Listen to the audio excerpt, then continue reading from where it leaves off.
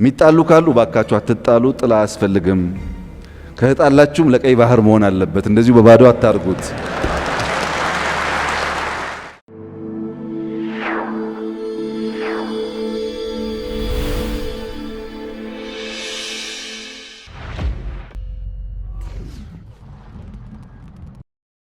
ከተጣላችሁ በቀይ ባህር ተጣሉ ብለናል። ጠቅላይ ሚኒስትር አብይ አህመድ በመግቢያችን ላይ እንደሰማችሁት ሁሉ በትላንትናው ዕለት በተለያዩ የመንግስት መገናኛ ብዙሃን በተላለፈ የፋይናንስ እመርታ በኢትዮጵያ የተሰኘ ኮንፈረንስ ላይ ሲናገሩ የተደመጡት ነው። ጠቅላይ ሚኒስትሩ ከተጣላችሁ በቀይ ባህር ተጣሉ፣ ወንድ ልጅ ከተጣላ አይቀር ሲሉ በምሳሌ አስደግፈው የተናገሩበት ጉዳይ ከሰሞኑ በተለያዩ ዓለማችን ክፍሎች እየታዩ የሚገኙ የጂኦፖለቲካ ፍጥጫዎችን፣ የሀገራት መታወኮችን፣ የመንግስታት ግልበጣዎችን በተመለከተ በሰጡት ሀሳብ ነው። ጠቅላይ ሚኒስትሩ አፍሪካ ቀንድን ጨምሮ በተለያዩ ዓለማችን አካባቢዎች የተካሄዱ የሚገኙ ሁከቶችና መናጦችን ተከትሎ መንግስታቸው ምን ይሰማዋል፣ በግላቸውስ አቋማቸው ምንድነው የሚለውን ጉዳይ ያብራሩበትና ለብዙዎች መነጋገሪያ የሆነው ጉዳይ የመረጃ ቅኝታችን ይመለከተዋል። ከዚህ ባለፈ በልዩ መረጃነት የምንመለከተው በትላንትናው ዕለት ህይወቱን በድንገተኛ የጤና መታወክ ያጣው ዕውቁ አርቲስት ነጻነት ወርቅነህን በተመለከተ መነጋገሪያ የሆኑ ጉዳዮችን ነው። የአርቲስት ነጻነት ወርቅነህን ህልፈተ ህይወት ተከትሎ አርቲስት ገነት ንጋቱ ህልፈተ ህይወቱን ለንግድ ለገንዘብ ማግኛ ተጠቅማበታለች በሚል ከተለያዩ ወገኖች እየደረሰባት የሚገኘውን ውግዘትና ነቀፌታ እንመለከታለን። አርቲስቷ እንደሌሎች የመዋጋሮች ሁሉ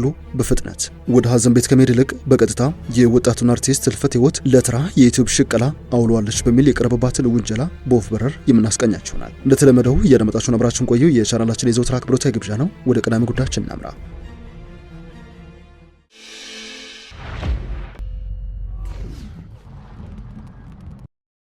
አንድ የሚባል ሳውዝ እና ዌስት ብቻ ሳይሆን አንድ የሚባል ኤክስ ሀገር ያለ አይመስለኝም። በዛ ሀገር ውስጥ ከፍተኛ የፖሊሲ አመለካከት ዲቪዥኖች አሉ። ከፍተኛ በነዛ ሁሉ ክፍልፋዮች ውስጥ የኔና አንተ ስራ እየገቡ ኦፖርቹኒቲስ መውሰድ ከእያንዳንዱ ግጭት እድል ማውጣት ነው የሚጠበቅብን።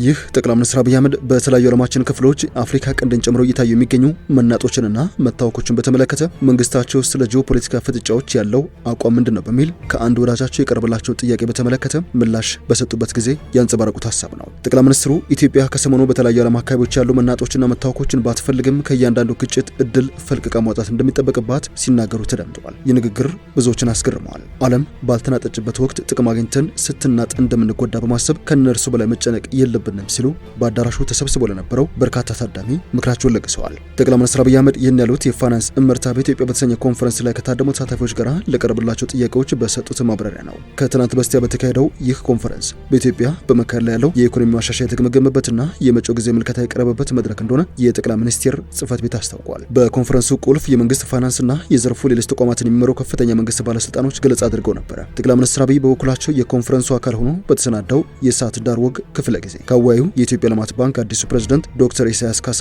ለቀረቡላቸው ጥያቄዎች ምላሽ ሰጥተዋል። ይህንን ተከትሎ ለጠቅላይ ሚኒስትር አብይ ጥያቄ ካቀረቡ ተሳታፊዎች መካከል የሲቢ ካፒታል ኢንቨስትመንት ባንክ ዋና ስራ አስፈጻሚ የሆኑት አቶ ዘመዴነ ንጋቱ ይገኙበታል። በዓለም አቀፍ ኢንቨስትመንት አማካሪነታቸው ይበልጡኑ የሚታወቁት አቶ ዘመዴነ ጥያቄ ተነባቢው የአሜሪካ ኒውዮርክ ታይምስ ጋዜጣ ከቀናት በፊት በአስተያየት አምዱ ላይ ባወጣው ጽሑፍ ላይ እየተንተራሰ ነበር። የኒውዮርክ ታይምስ ጋዜጣ በቬንዙዌላና በኢራን የተከሰቱ ወቅታዊ ጉዳዮችን ሩሲያ በቅርቡ ወደ ዩክሬን ካስወነጨፈችው ሚሳይል ጋር በማዳመር ዓለም በትርምስ ውስጥ ናት፣ በቀጣይ የሚመጣው ምንድነው በሚል ጥያቄ የአምስት ጸሐፊያን አስተያየት ተስተናግደዋል። ከጸሐፊያኑ አንዱ የሆኑት ብራዚላዊ ማቲያስ ስፔክቶር የደቡባዊ ዓለም ሀገራት ወይም ሳውዝ ሳውዝ ኮኦፐሬሽን አንድ ቡድን ፈጥረው አሁን ያለውን ትርምስ እንደሚገዳደሩ ተንብዮ ነበር። የደቡባዊ ዓለም የሚባለው በዋነኝነት በአፍሪካ በላቲን አሜሪካና በእስያ የሚገኙ በማደግ ላይና በዝቅተኛ እድገት ደረጃ ላይ ያሉ ሀገራትን ለመግለጽ የሚውል መጠሪያ ነው። የደቡባዊ ዓለም ሀገራትን ጉዳይ ያነሱት አቶ ዘመዴነ ኢትዮጵያ ወደ አንድ አቅጣጫ የመወገን አካሄድ ባትከተልም ከአሜሪካ በኩል ግን ግፊት እንዳለ ያመለክታሉ።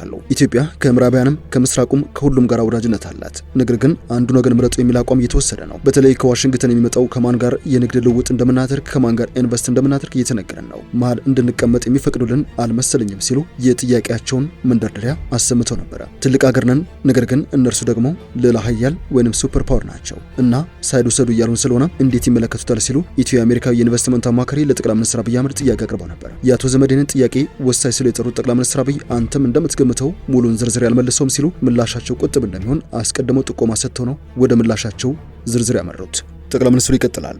ከባህር ማዶ የሚመጣን ሀብት ለመጠቀም እስከ መጨረሻው ማድረግ ያለብን ነገር ካለ እናደርጋለን። ኢንቨስትመንትን በሚመለከት ደቡባዊና ምዕራባዊ የሚባል ክፍፍል ያለ አይመስለኝም ሲሉ አስተያየታቸውን አጋርተዋል። አንድ የሚባል ሳውዝና ዌስት ብቻ ሳይሆን አንድ ኤክስ የሚባል ሀገር ያለ አይመስለኝም። በዚህ ሀገር ውስጥ ከፍተኛ የፖሊሲ የአመለካከት ክፍፍሎች አሉ ሲሉ አብራርተዋል። በእነዚህ ያሉ ክፍልፋዮች ውስጥ የኔና ያንተ ስራ እየገቡ እድል መውሰድ ነው። የሚጣሉ ካሉ እባካችሁ አትጣሉ፣ ጥል አይፈልግም፣ ከተጣላችሁም ለቀይ ባህር መሆን አለበት፣ እንደዚሁ በባዶ አታደርጉት ብለን እንመክራለን። ወንድ ልጅ መጣላቱ ካልቀረ ሀገር መጣላቱ ካልቀረ ብለን እንመክራለን ሲሉ ጠቅላይ ሚኒስትሩ ምላሽ ሰጥተዋል። ምላሻቸው ሲቀጥል አንዳንዱ ነዳጅ ያጣለዋል፣ አንዳንዱ ክብር ያጣለዋል፣ ሌላው ደግሞ ነገ ማን ይቀድመኛል ሲል ያጣለዋል፣ አንዳንዱ ቀይ ባህር ያጣለዋል። እናም እንዳግባቡ መጠቀም ጥሩ ነው ለማለት ያክል ነው ሲሉ ጠቅላይ ሚኒስትሩ ምሳሌዎችን የጠቀሱ ሲሆን ዓለም ስትከተል የቆየችውን እውነታ በማጠየቅም የእርሳቸው መንግስት እየተገበረ ያለው ያሉትን ሀገር በቀል እሳቤ ወደ ማወደስ ተሸጋግረዋል። አንደኛ ዓለም ጦርነት ይላል ዓለም፣ ሁለተኛ ዓለም ጦርነትም ይላል ዓለም። ማን ነው? እኛና ጅቡቲ አልተዋጋንም። የእነርሱ ጦርነት የዓለም ጦርነት፣ የእነርሱ ረሃብ የዓለም ረሃብ፣ የእነርሱ እድገት የዓለም እድገት፣ የእነርሱ ምቾት የዓለም ምቾት፣ እነርሱ ጋር ያልሆነው ነገር ግን ሰከንደሪ ነው። ይህ የሆነው የዓለም እውነታ ነው። ለዚህ ነው ሀገር በቀል በሆነ እሳቤ ተያይዘን እንውጣ እያልን ያለ ነው ሲሉ ጠቅላይ ሚኒስትር አብይ የምዕራቡንና የደቡብን ዓለም ምሳሌ በመጥቀስ ያነጻጸሩት። ጠቅላይ ሚኒስትሩ በሌላ የኮንፈረንስ ተሳታፊ ለተነሳው ጥያቄም ምላሽ ይሰጣሉ። እግረ መንገድ በጭረፍታ ለማሰብ እንዲሆናችሁ በማለት ከሰሞኑ የዓለም ሁኔታ ጋር የተያዘ ጉዳይ አንስተዋል። ሰሞኑን እንደምትሰሙት በትልቁም በትንሹም አካባቢ ዓለም ትናጣለች፣ ሁሉ ጋር ምናጣለ የሚሉት ጠቅላይ ሚኒስትሩ አንድ የጨነቀ ወዳጃቸው ከዚህ ጋር በተያያዘ ያቀረበላቸውን ጥያቄ ያስታውሳሉ። ጂኦፖለቲክስ ያስፈራል፣ ዓለም እየተናጠች ትገኛለች፣ እንደው ይህ መናጥ ምን ያመጣብን ብሎ ይህ ወዳጅ ጠየቀኝ ያሉት ጠቅላይ ሚኒስትሩ ወዳጅ በስጋት የጠየቀኝ ያለምን መናጥ እኛ አንፈልግም፣ ያለምን መታወክም እኛ አንፈልግም። ዓለም ሰላም በነበረችበት ሰዓት ግን ምን አደረገችልን ነው መልሶ። ምን አደረገችልን? ሳትናጥ ስትቀር ጥቅም አግኝተን በመናጧ እንደምንጎዳ ከነርሱ በላይ መጨነቅ የለብንም ሲሉ ጠቅላይ ሚኒስትሩ ከኮንፈረንስ ተሳታፊዎች ሳቅ ያስከተለ ምላሽ ሰጥተዋል። ከእያንዳንዱ ግጭት ኦፖርቹኒቲ ወይም እድል ፈልቅቀን ማውጣትን የሚጠበቅብን እንጂ የመጣውን ነገር በመፍራት አይሆንም። ሰላም ሲሆንም ለነርሱ ነው ትርፉ፣ ሲጋጩም ጉዳቱ ለነርሱ ነው። ሽማግሌ ከፈለጉ ግን እናስታርቃለን። እኛ ግን መስራታችን ብሔራዊ ጥቅም ወይንም ናሽናል ኢንትረስት ነው ሲሉ አክለዋል። ይህ የጠቅላይ ሚኒስትሩ አቋም ከኮንፈረንስ ተሳታፊዎች ሞቅ ያለ ጭብጨባ ተለግሶታል። አብይ በትላንት በስቲያው መድረክ በዓለም አቀፍ ደረጃ ባለው ግጭቶች መጨነቅና መፍራት እንደማያስፈልግ ቢናገሩም ከየመን የሚተኮሱ ሚሳይሎች እንዴት ኢትዮጵያን እንደሚያስጨንቅ ከ2 ዓመት በፊት በፓርላማ በቀረቡበት ወቅት አስረድተው እንደነበረ የኢትዮጵያ ኢንሳይደር ዘገባ አስታውሷል። ጠቅላይ ሚኒስትሩ በተለያዩ ወቅት ባደረጓቸው ንግግሮችም የመጪው ዓለም ስርዓትና አስተላለፍ እንደዚሁም የዓለምን አጠቃላይ እንቅስቃሴ መገንዘብ እንደሚያስፈልግ በአጽንኦት ሲገልጹ ተደምጠዋል። ጠቅላይ ሚኒስትሩ በህዳር 2016 መጀመሪያ ፓርላማ ባቀረቡት ማብራሪያ ትላልቆቹ ሀገራት አንዳንድ ሲጨቃጨቁ በሚዲያ ሲጣሉ እኛ እንደነግጣለን። ኬንያ እንደኛ ላትደነግጥ ትችላለች፣ ታንዛኒያም ላትደነግጥ ትችላለች፣ ደቡብ አፍሪካ ላትደነግጥ ትችላለች። እኛን ግን የሚያስደነግጠው ምንድነው ሲሉ የጠየቁት አብይ ምክንያቱ ደግሞ አንድ ወደብ ብቻ ነው ያለን ይላሉ።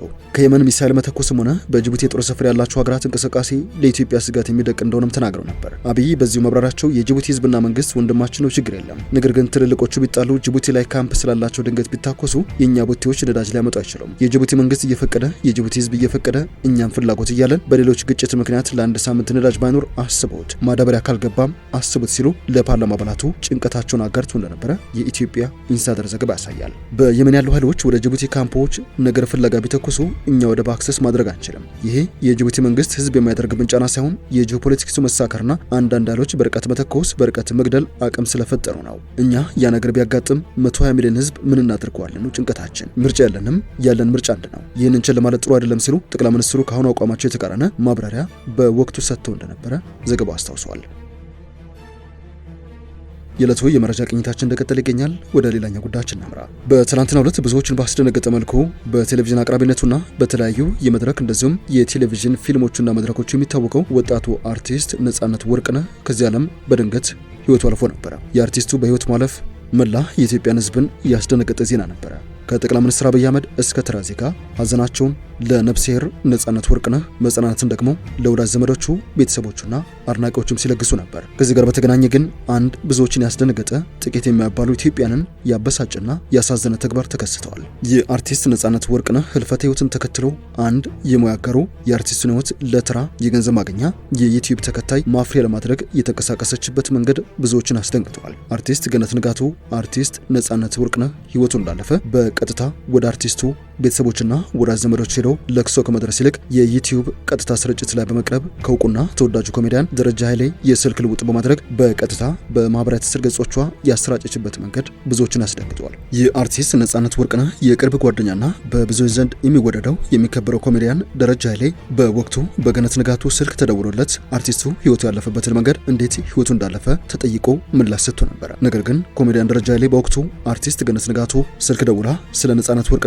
ከዚህ ዓለም በሞት መለየት ስትጠይቀው በቀጥታ የዩቲዩብ ስርጭት ላይ ስለመሆኗ አያውቅም ነበር። ነገር ግን ገነት ንጋቱ የሞተበት ምክንያት በጉበት በሽታ ነው ይባላል በሚል ብዙዎች ያልጠበቁትን የተበሳጩበትን ጥያቄ ስታቀርበለት ደረጀ ስልኩን መቀጠል አልፈለገም፣ ወዲያውኑ ዘግቶታል። ከዚህ ማግስት ብዙዎች የገነት ንጋቱን ድርጊት እያወገዙ በግለሰቧ ላይ ትችቶችን እየሰነዘሩ ይገኛሉ። ገነት ንጋቱ እንደ ሌሎች የሟጋሮች ሁሉ በቀጥታ ወደ ቤተሰቦች ቤት አምርታ ሀዘን ከመቀመጥ ይልቅ በቀጥታ የዩቲዩብ ስርጭት ቀርባ ተራ አውቅና እንደዚሁም የማይጠቅም ገንዘብ ለመሰብሰብ የሄደችበት ርቀት ከኢትዮጵያን ባህል ያፈነገጠ የአርቲስቷ ስብዕና ምን ያክል እየወረደ እንደመጣ ማሳያ ነው ሲሉ ትችታቸውን ተቃውሟቸውን ገልጸዋል። ኮሜዲያን ደረጃ ኃይሌ በጉዳዩ ዙሪያ ብዙዎች መነጋገሪያ ካደረጉት ማግስት ዝምታውን ሰብረዋል። ኮሜዲያኑ በማህበራዊ ትስስር ገጹ ላይ ባሰራጨው መረጃ እኔ ከገነት ንጋቱ ጋር ባደረኩት ቃለ ምልልስ መቀረጽን አላውቅም ነበር። ከግለሰቧ ጋር እንደ ቀድሞ ወዳጅነታችን አዘኗን ልትገልጽ መስሎኝ በወቅቱ በነበርኩበት ሆስፒታል ሆኜ ነው በጥልቅ ሐዘን ውስጥ ሳናግራት የነበረው ሲል ምላሽ ሰጥቷል። ይህ የአርቲስት ገነት ንጋቱ ድርጊት ሲበዛ ብልግናና ሆዳምነት ነው፣ ከተማረም የማይጠበቅ ነው ሲል በተፈጠረው የስልክ ልውውጥ በበርካታ ኢትዮጵያውያን ዘንድ ቁጣ የቀሰቀሰው ድርጊት ሳያውቀው በድንገት የተፈጠረ ስለመሆኑ ይፋ አድርጓል። ብዙዎች ግን የአርቲስት ገነት ንጋቱን ድርጊት አውግዘው በቀጥታ በፍጥነትም ጭምር ይቅርታ እንድትጠይቅ ጥሪ እያቀረቡ ይገኛሉ። የዕለቱ የመረጃ ቅኝታችን ያደመጣችሁትን ይመስላል። ስለሰማችሁን አመሰግነን። በያላችሁበት ሰናይ ጊዜ ይሆንላችሁ።